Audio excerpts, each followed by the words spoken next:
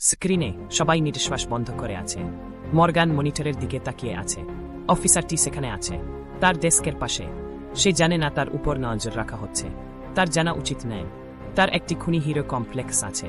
এদি সে সন্দেহ করে, সে গুলি করে। বেসামরিক লোক আছে, অনেক বেশি।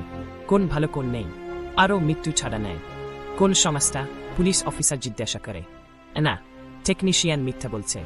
আমরা কি বাইরের ক্যামেরা দেখতে পাচ্ছি? তারা এজেন্ট জেজেকে খুঁজে পায়, সাহায্যের জন্য তাকে ডাকে। মনে করে শুনুন, তারা পরিস্থিতি ব্যাখ্যা করে। অফিসার ঘুরে দৌড়ায়, খুব দ্রুত। সে তার সঙ্গীর দিকে আঙুল তোলে। তুমি কি জানো এর শেষ ভালো হবে না? তুমি কি মনে করো আমি এফবিআইকে ভয় পাই? তুমি একজন সুসজ্জিত অফিসার, তোমাকে এভাবে স্মরণ করতে চাও না। উত্তেজনা কমে যায়, বন্দুক কাঁপে। একটা চিকিমিকি, একটা গুলি, শব্দ বিস্ফোরিত হয়।